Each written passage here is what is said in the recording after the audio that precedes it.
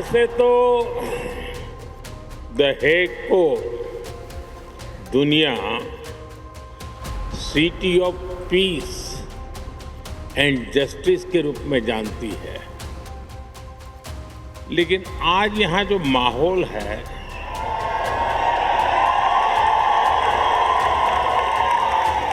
इस माहौल को देखकर लग रहा है कि the Hague living symbol of Indian friendship बन गया है।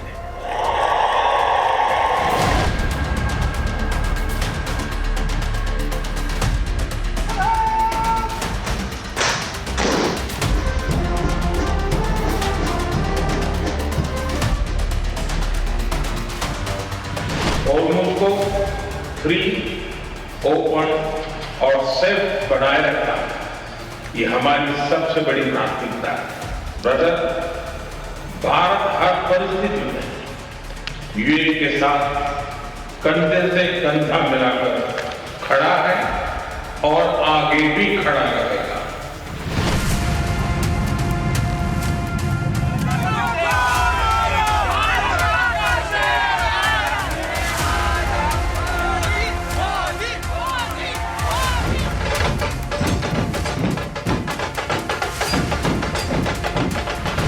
सभी देख रहे हैं, अगर ये स्थितियां तेजी से नहीं बदली गई तो बीते अनेक दशकों की उपलब्धियों पर पानी फिर जाएगा। दुनिया की बहुत बड़ी आबादी फिर से गरीबी के दलदल में चली जाए। ध्रुव वही जो सत्य पर अटल हो, राष्ट्र वही जो संकल्प पथ पर चर हो, भारतीय वही जो श्रम को राष्ट्र धर्म से जोड़े, मानवता वही जो सबको जोड़े न कि तोड़े। इस मंत्र के साथ पश्चिम की धरा पर उतरे हैं प्रधानमंत्री नरेंद्र मोदी। वैश्विक मंच पर मोदी के मंत्र के 4 सूत्र हमेशा से अहम रहे। युद्ध नहीं केवल बुद्ध, रार नहीं शांति और कारोबार, रण नहीं समृद्धि का प्रण और भय नहीं बल्कि मित्रता का भाव। साथियों, भारत और नीदरलैंड के बीच के रिश्ते की असली ताकत आप सभी हैं।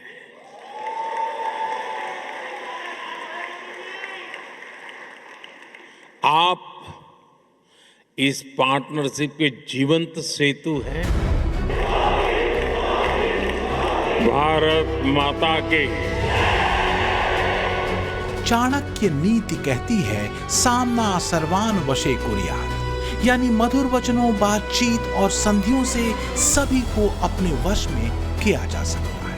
और युद्ध और महामंदी के आसन्न संकट के बीच मोदी इसी चाणक्य नीति से मित्रवत भाव लेकर पश्चिम की यात्रा करें।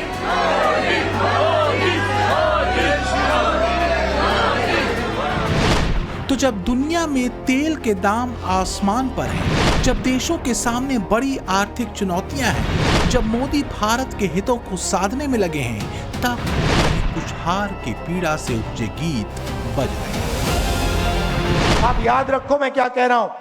नरेंद्र मोदी को, अमित शाह को कांग्रेस पार्टी हराएगी, बीजेपी को कांग्रेस पार्टी हराएगी।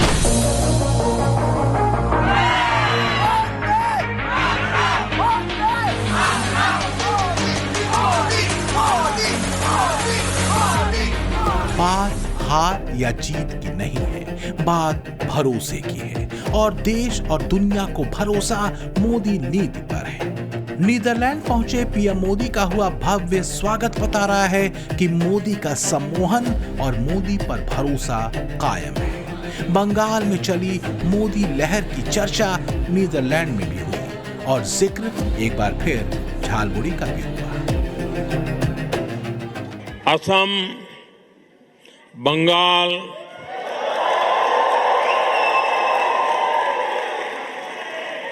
क्या झालमुड़ी यहां भी पहुंच गई?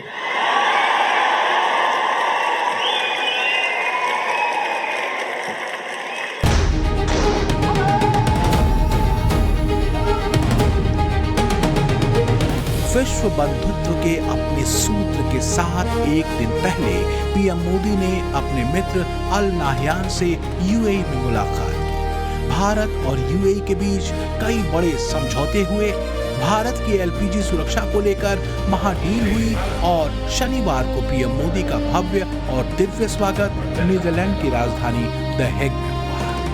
भारतीय डायस्पोरा मोदी से मिलकर अभिभूत दिखा।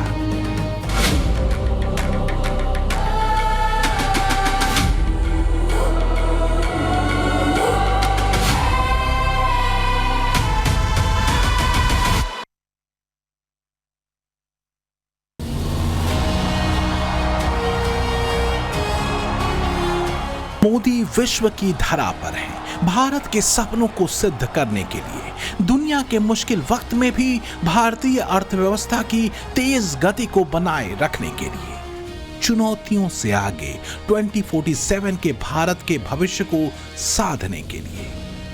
अब बात केवल भारत के रूपांतरण भर की नहीं है, बल्कि उत्कृष्ट स्थान की है, बेस्ट पाने की है। और भारतीयों के सपनों के लिए मोदी का श्रम और जतन भी असीमित ही है। साथियों, दुनिया का कोई भी देश हो, अगर उसे आगे बढ़ना है तो उसे बड़े सपने देखने ही होंगे।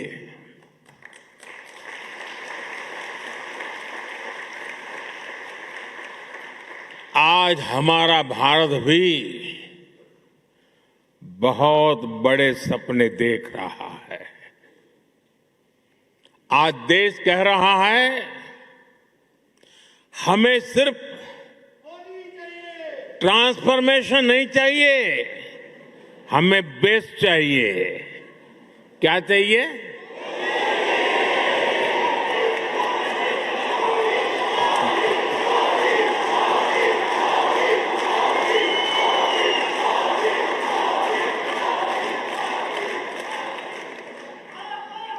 और हमें सिर्फ बेस्ट ही नहीं, हमें फास्टेस्ट चाहिए। और इसलिए जब भारत में एस्पिरेशंस अनलिमिटेड है, तो एफर्ट्स भी लिमिटलेस हो रहे हैं। तो विश्व में चल क्या रहा है और भारत विश्व की गति में कहां खड़ा है, किस ओर जा रहा है, लक्ष्य क्या रखे हैं? 6 दिनों में पीएम मोदी की 5 देशों की यात्रा दरअसल इन्हीं सवालों के जवाब की एक रूपरेखा है। क्योंकि जियोपॉलिटिक्स में भारत और मोदी दोनों ही पर दुनिया की निगाहें जमी हुई हैं। क्योंकि अगर देखें तो हॉर्मुज ब्लॉक होने के चलते आए ऑयल संकट ने देशों की अर्थव्यवस्था पर असर तो डाला ही है। जैसे अमेरिका की इकोनॉमी फिलहाल स्थिर बताई जा रही है, हालांकि वहां पेट्रोल डीजल के दाम 40% से ज्यादा बढ़े। चीन की इकोनॉमी पर तेल संकट ज्यादा दबाव बना रहा है। यूरोप की अर्थव्यवस्था धीमी होती दिख रही है, तो वहीं भारतीय इकोनॉमी अपेक्षाकृत स्थिर कही जा रही है। अब जरा इन क्षेत्रों के इकोनॉमिक ग्रोथ पर भी नजर डालिए।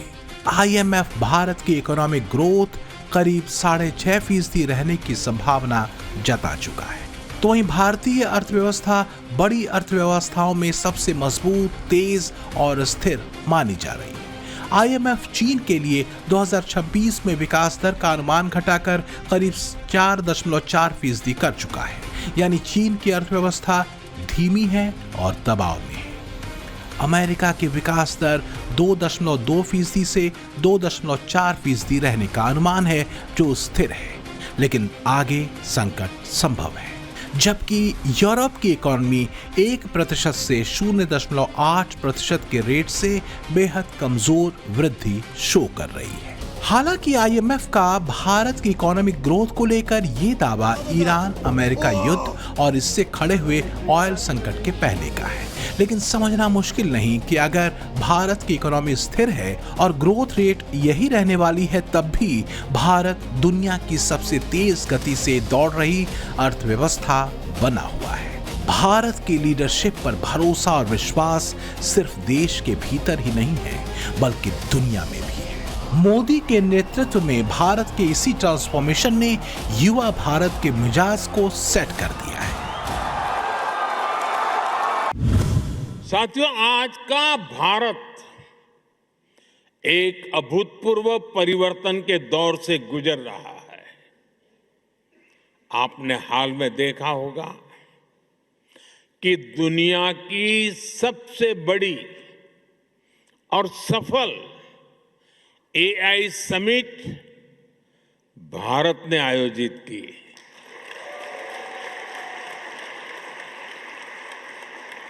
उससे पहले G20 की सफल समिट भी भारत ने आयोजित की थी। और ये कोई वन टाइम इवेंट नहीं था, ये आज के भारत का मिजाज बन गया है। वैसे अगर देखें तो इन 4 बड़ी घटनाओं पर दुनिया की निगाहें जमी रही। यूएई में पीएम मोदी और उनके मित्र अल नाहयान की मुलाकात, खासकर तब जब दुनिया एनर्जी संकट के दौर में है और यूएई ओपेक से बाहर निकल चुका है। दूसरी घटना दिल्ली में ब्रिक्स देशों के विदेश मंत्रियों की बैठक। इसमें ईरानी विदेश मंत्री अब्बास अरागची ने भी शिरकत की। तीसरी बीजिंग में हुई ट्रंप और जिनपिंग की ये बहुप्रतीक्षित मुलाकात, जिसमें ठोस तौर पर कुछ निकलता तो नहीं दिखा सिवाय फोटो ऑप के। और चौथी, तेजी से बदलती जियोपॉलिटिक्स के दौर में पीएम मोदी का यूरोप देशों का दौरा। बीजिंग में जिनपिंग ने ट्रंप को खूब घुमाया और फिर खिला पिला कर रुखसत कर दिया। मिला क्या, ये तो खुद ट्रंप को भी नहीं मालूम। शायद इसी को ट्रंप जिनपिंग के नोट पैड में खोज रहे थे जब जिनपिंग अपनी चेयर से उठे थे। बहरहाल, ट्रंप ने अपने लोगों को दिखाने के लिए दावा किया कि Xi Jinping 200 Boeing passenger plane खरीद रहे हैं, लेकिन चीनी पक्ष ने बहुत प्यार से इनकार कर दिया। रही बात ईरान युद्ध की, तो बीजिंग में भी ट्रंप की सुई वहीं अटकी रही जहां पहले थी। दुनिया की राजनीति में 180 डिग्री के कोण को ट्रंप एंगल नाम दिया जा चुका है, क्योंकि ट्रंप अपने 180 डिग्री के घुमावदार वक्तव्यों और बयानों के लिए जाने जाते हैं। यही वजह है कि इस बार जिनपिंग ने उन्हें घुमाकर वैसे ही रवाना कर दिया जैसे वो आए थे। दूसरी तरफ मोदी इफेक्ट अपना काम कर रहा है, भरोसे और विश्वास से भरा इफेक्ट। ईरान के विदेश मंत्री अब्बास अरागची ने जो कहा उसे ट्रंप को जरूर सुनना चाहिए। एक तो ब्रिक्स, दूसरा ईरान, दोनों ही ट्रंप को माइग्रेन देते रहे। ब्रिक्स देशों का समूह ट्रंप को खलता रहा है। खासकर चीन और रूस ने कई बार अंतरराष्ट्रीय व्यापार में अमेरिकी डॉलर पर निर्भरता कम करने की बात कही है। बस यही बात ट्रंप को चिढ़ा देती है। ब्रिक्स देशों में दुनिया की लगभग आधी यानी करीब 40% से ज्यादा आबादी रहती है। अगर इन देशों ने अपने कारोबार को आपसी घेरे में ही सीमित किया और धीरे धीरे डी-डॉलराइजेशन की तरफ बढ़े, तो डॉलर की वैश्विक मांग घट सकती है, अमेरिकी कर्ज महंगा हो सकता है, अमेरिकी प्रतिबंधों की ताकत भी घट सकती है। ब्रिक्स को लेकर ट्रंप की खिसियाहट की वजह यही रही है। हालांकि ब्रिक्स देशों ने न तो ट्रंप को सीरियसली लिया और न ही उनकी बातों को। जैसे कि जिनपिंग ने ट्रंप को बीजिंग में सीरियसली नहीं लिया। वैसे अगर देखें तो जितना भरोसा ट्रंप को जिनपिंग पर था, उतना ही जिनपिंग को ट्रंप पर भी था। चीन और अमेरिका के आपसी भरोसे की यह तस्वीर देखनी जरूरी है। ट्रंप के साथ चीन पहुंचे अमेरिकी डेलीगेशन को वहां से बहुत सारे गिफ्ट मिले थे, लेकिन अमेरिकी अधिकारियों ने एक भी गिफ्ट अमेरिका ले जाने की मंजूरी नहीं दी। व्हाइट हाउस की संवाददाता के मुताबिक अमेरिका के स्टाफ ने चीन से मिली सभी चीजें उनसे ले ली। चीन से मिले बर्नर फोन से लेकर पिन तक उनसे वापस ले ली गई। सभी सामान प्लेन में चढ़ने से पहले डस्टबिन में फेंक दिए गए। विमान में चीन से कोई भी चीज लाने की अनुमति नहीं।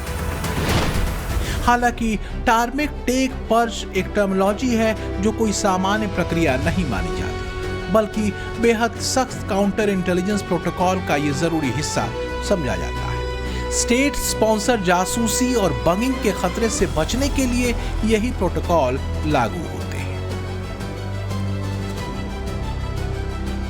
इधर मोदी अपने मिशन पर है।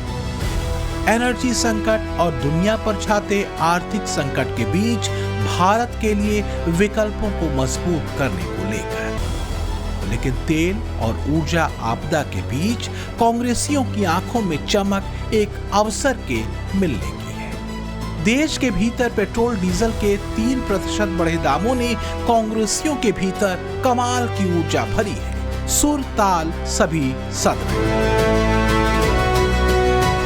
ऐसे अच्छे दिन किसी के भी ना आए, ऐसे अच्छे दिन किसी के भी ना आए। महंगाई आसमां को छूती जाए, पेट्रोल डीजल भी सेंचुरी लगाए।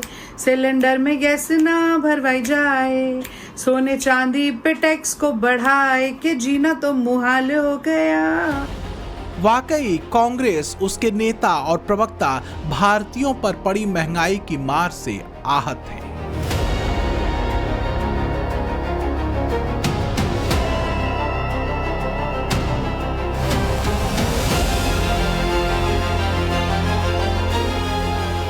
लोग तो सवाल पूछ रहे हैं कि पीएम मोदी विदेश दौरे पर निकले तो कांग्रेस की बातें तो नहीं खिल गई, क्योंकि ताबड़तोड़ ट्वीट्स हुए। कांग्रेस ने लिखा कि देश की जनता त्रस्त, मोदी मौज में मस्त। फिर दूसरा पोस्ट गिरा, गजब फर्जी लोग। फिर तीसरा पोस्ट जिसमें लिखा गया, महंगाई मैन मोदी ने चुनाव खत्म होते ही जनता पर महंगाई का चाबुक चला दिया। और फिर एक पोस्ट सुप्रिया श्रीनेत ने भी किया, देश को महंगाई की आग में झोंककर नरेंद्र मोदी छुट्टी मनाने विदेश निकल गए। अमृत काल में आपका स्वागत है और इस अमृत काल में महंगाई मैन अपना चाबुक चला रहे हैं। मोदी जी आपसे वसूली कर रहे हैं, आपकी जेब पर डाका डाल रहे हैं। इस अमृत काल में आज की तारीख में देश में पेट्रोल और डीजल के दाम 3 रुपए प्रति लीटर बढ़ा दिए गए हैं। इसके पहले प्रीमियम पेट्रोल के, प्रीमियम डीजल के, कमर्शियल एलपीजी गैस सिलेंडर के दाम पहले ही बढ़ाए जा चुके हैं। अब तक आप सब लोग समझ चुके हैं कि वो ऐसा क्यों कर रहे हैं, क्योंकि उन्होंने हमारी एनर्जी सिक्योरिटी का सरेंडर अमेरिका के सामने कर दिया है। अब सवाल ये है कि क्या वाकई ऐसा मोदी ने किया? क्या वाकई मोदी युद्ध की आंच में तप रहे यूएई में छुट्टियां मनाने पहुंचे थे? ये समझना जरूरी है। जरा देखिए कि यूएई के पीएम दौरे में इस बार क्या क्या खास हुआ है। भारत और यूएई के बीच स्ट्रेटेजिक डिफेंस पार्टनरशिप पर समझौता हुआ। पेट्रोलियम रिजर्व को लेकर भी एमओयू साइन किया गया। दोनों देशों के बीच एलपीजी यानी रसोई गैस सप्लाई को लेकर के भी एक बड़ा समझौता हुआ है। वाडिनार शिप रिपेयर क्लस्टर बनेगा, इस पर भी सहमति बनी। और यूएई भारत में $5 अरब का निवेश करेगा, इस पर भी दोनों देशों के बीच समझौता हुआ है। वहीं हॉर्मुज को फिर से खोलने को पीएम मोदी ने अपनी प्राथमिकता भी बताया।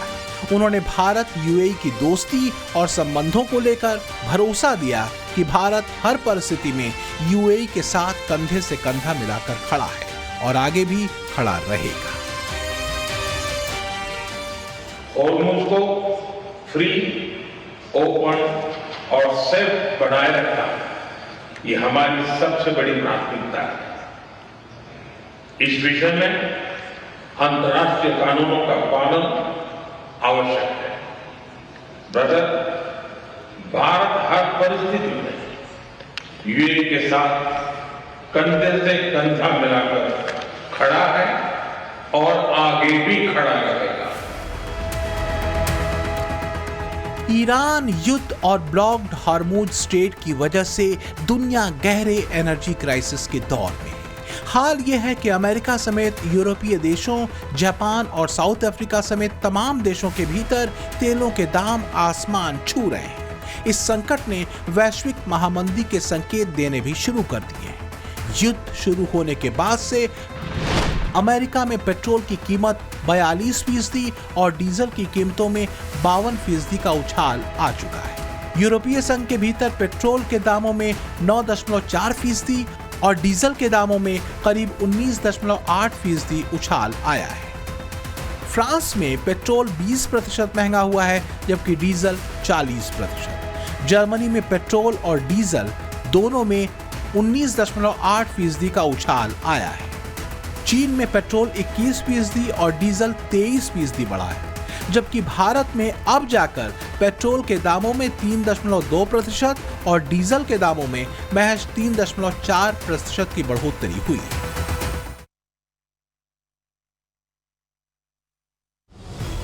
मोदी के लिए बात सिर्फ कारोबार की नहीं बल्कि सैद्धांतिक मजबूती की भी रही है। यही वजह है कि पीएम मोदी ने यूएई पर ईरान की तरफ से हुए हमलों की भी कठोर निंदा की। आज आपसे मिलकर के मुझे सचमुच बहुत खुशी हुई है। ब्रदर, जैसा मैंने आपको पहले भी कहा है, यूएई पर हुए हमलों की हम कठोर निंदा करते हैं। यूएई को जिस तरह निशाना बनाया गया है, ये किसी भी रूप में स्वीकार्य नहीं है। ब्रदर, इन कठिन परिस्थितियों में आपने जिस संयम, करेज और विजडम का परिचय दिखाया है, यह बहुत ही सराहनीय है। नीदरलैंड में पीएम मोदी ने किंग विलियम अलेक्जेंडर और क्वीन मैक्सिमा से भी मुलाकात की। पीएम मोदी और किंग्स और क्वीन के बीच की शानदार केमिस्ट्री और आपसी सम्मान को दुनिया ने देखा। एनर्जी संकट के दौर में पीएम मोदी का नीदरलैंड दौरा अनायास नहीं है। भारत और नीदरलैंड दुनिया भर में बड़े वैश्विक प्रोजेक्ट्स को हासिल करने और एक पारदर्शी और भरोसेमंद सप्लाई चेन के निर्माण के लिए रणनीतिक तौर पर साथ मिलकर काम कर रहे हैं। पीएम मोदी ने हेग के मंच से दुनिया को आगाह किया कि युद्धों के दौर में ज्यादा एकजुटता और सहयोग के साथ बढ़ना जरूरी है। अगर स्थितियां तेजी से बदली नहीं गईं तो दुनिया की बहुत बड़ी आबादी गरीबी के दलदल में फंस सकती है। भारत माता के आज की दुनिया किस तरह नई नई चुनौतियों से जूझ रही है। पहले कोरोना आया, फिर युद्ध होने शुरू हो गए और अब आज की एनर्जी क्राइसिस है। ये दशक दुनिया के लिए आपदाओं का दशक बन रहा है। हम सभी देख रहे हैं, अगर ये स्थितियां तेजी से नहीं बदली गई तो बीते अनेक दशकों की उपलब्धियों पर पानी फिर जाएगा। दुनिया की बहुत बड़ी आबादी फिर से गरीबी के दलदल में चली जाएगी। सच ये है कि जब दुनिया गहरे अविश्वास, कम होते परस्पर भरोसे और घोर अनिश्चितता के दौर से गुजर रही है, तब मोदी दुनिया को आगाह कर रहे हैं, चेतावनी दे रहे हैं। फिर चाहे अतीत में विश्व पर छाए कोरोना संकट की बात हो या फिर मौजूदा युद्ध के दौर की और इससे आर्थिक मंदी की दस्तक की, दुनिया को भरोसा पीएम मोदी के कैरिज्मेटिक नीतियों पर है। यही वजह है कि जब मिडिल ईस्ट टेंशन और हॉर्मुज स्ट्रेट डेडलॉक के सॉल्यूशन की बात होती है तो एक असरदार मध्यस्थ के रूप में दुनिया मोदी और भारत की तरफ देखती है। घोर अनिश्चितताओं और एनर्जी संकट के बीच पीएम मोदी ने अपनी राह चुनी है। वो राह जो भारत के हितों के लिए तो है ही, उन मित्र देशों के लिए भी समृद्धि का बायस है जो विश्व पर मंडराते आर्थिक संकट में समाधान के तत्व को खोज रहे हैं। कुछ एक्सपर्ट तो ये भी कह रहे हैं कि कहीं नीदरलैंड, नॉर्वे, स्वीडन और इटली से मोदी ट्रंप को कोई बिग सरप्राइज तो नहीं देने वाले, क्योंकि ये देश भी ट्रंप इफेक्ट के दायरे में रहे हैं। ब्यूरो रिपोर्ट, टाइम्स नाउ, नव भारत।